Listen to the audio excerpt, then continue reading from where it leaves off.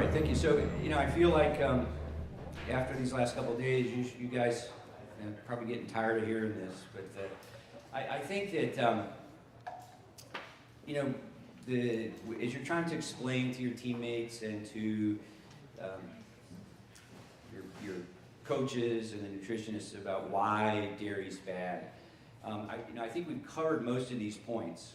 But again, I think that the things to think about are, again, the main reason you don't eat dairy is because you're not a baby cow, right? And we've talked about that. That is, milk. Dr. Mills talked about, what is milk, right? It's a biologic fluid that takes baby mammals and turns them into big mammals that can go find food on its own. And once that happens, we don't need that. And the growth hormones and the protein and the sugars that are in milk are not optimal for human health. And I think another important point, which I touched on yesterday, is this idea of nutrient density, right? This idea that when we invest calories, like when we invest money, we want to get ROI. So think of your calories the same way, right? So you've got 100 calories to invest in the moment, and what's going to be, so think about what's going to give me the highest nutritional return on my investment for these calories, right? Well, it's not milk, because what do you get back when you eat milk? You get some protein, you get some sugar, you get some fat, if it's fat in milk, you get a little calcium, but there's really nothing else in that package, right? What's going to help you recover from a hard workout or a competition? Well, it's not milk, right? It's the antioxidants, the phytonutrients, right? Where do those come from? They come from plants. So I think, when you start to frame your nutrition around return on investment, the highest return on investment you're going to get in your food are foods that are whole food, plant-based, right? Because you get fiber, protein, plants have protein, obviously. The other question oftentimes I think people struggle with is, where do you get your protein? Every question, every athlete gets that question when people find out you're not, eating meat and dairy. And again, plants have protein, right? Back to this nutrient density idea, so how much, so 100 calories of romaine lettuce, right? How many grams of protein do you think that has in it?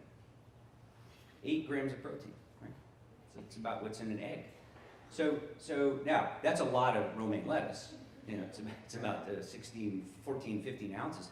But, that's really the point, because, you're getting fiber, you're getting protein, you're getting these cancer-fighting antioxidants, you're getting enhancing your recovery, on and on. So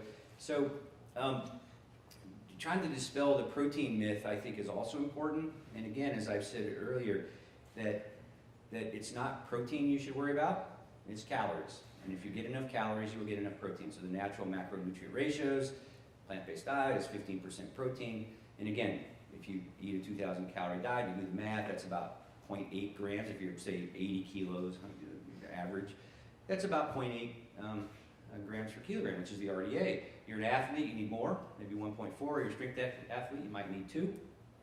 So what happens when you're competing and you eat 4,000 calories? Well, you get twice as much protein. So plants have protein, you can get protein in a plant-based diet, you just got to be sure you eat enough calories. And that can sometimes be hard, because the food that we eat on a plant-based diet is in fact very nutrient dense compared to the calorie dense foods like milk and cheese and meat. So sometimes it does require effort, but it's easy to do with some planning. The other thing, around this idea that we're not designed to eat dairy is this, lactose intolerance. I think a lot of people probably have. Even people who are lactose tolerant when they're younger can slowly lose some of the enzymatic activity. So oftentimes, you get low-grade kind of stomach aches, stomach pain, things like that. And in fact, it's really lactose intolerance. We've talked about, Dr. Mills talked about allergies and asthma and such. And I know when I went on a plant-based diet, I ended up losing a ton of weight and reversing a lot of chronic diseases, which I kind of hoped for. But what I didn't expect is my lifelong allergies and exercise-induced asthma went away, right? And I ran track in college, and I'd get done with a hard workout, especially when it was a little cool outside, and I'd be coughing and wheezing, I have to hit the inhaler, and all of a sudden, that all completely disappeared. I'm convinced that the dairy played a significant role in that. The research would support that as well. So, again, I think that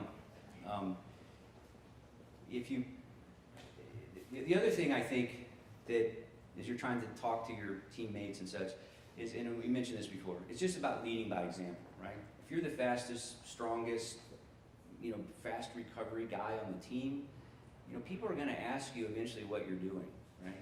And I think that that's, as much as anything, going to get your teammates to at least start to think about, their nutrition in a different way. Because I think this challenge we talked about earlier about overcoming bro science and trying to shift the dialogue away from what's commonly talked about in not really based in science, the way we think about sports nutrition. When you lead by example and your teammates start to look up to you and your coaches start to notice that, hey, you're not in the training room very often and you're stronger and you're fitter and you're recovering faster, people are going to pay attention to that. And I think that's also very important. It's just that, talk, if you're going to talk the talk, when you walk the walk, people will start to want to talk to you about it. This is not rocket science, by the way, right? We try to make nutrition some kind of difficult thing, right? And as if you think about it, as I said yesterday, we're all athletes. Everyone's an athlete, right? And if you think about our evolutionary heritage, we evolved to be physically active because we had to go gather and hunt food and run and fight leopards to survive, right? And so when you give your kid a piggyback ride or carry groceries in or take the laundry up from the basement, you're performing athletic activity. Now, many of you in this room perform athletic activity at a much higher level, but the nutritional needs that you have are the same as what everybody has. It's the same as your family has, your kids and your grandparents and your parents. But we don't think of nutrition. We think of sports nutrition as something different. But it's not different. It's the same. And it turns out the optimum diet for human performance is the same exact diet that's the optimum diet for human health, right? Because how do we prevent heart disease, cancer? 90% of the cause of 90% of the problems that I see every single day in my medical practice, where do they come from? It comes from the food we put in our mouths, probably 75%. It comes from how active we are, how we cope with stress, how much sleep we get, and how much toxins we're putting into our bodies, primarily tobacco and alcohol. I think increasing concerns about pesticides and herbicides and heavy metals and antibiotic residues in our food. And so and again, a plant-based diet is clearly, if you're not starved for calories, a plant-based diet clearly across the board has been shown to be the most healthful diet for human health. It's also the most healthful diet for human performance. And again, I think one thing we overlook is the very powerful role that the antioxidants play and the anti-inflammatory nature of a plant-based diet plays in especially recovery. And when I talk to athletes, that's the one thing I hear everybody say is, I recover faster, I'm not as sore. And that happened to me. First marathon I ran in med school, I was sore, it probably took me a month to recover from that. And 2 years ago, I was 23, 24 years old.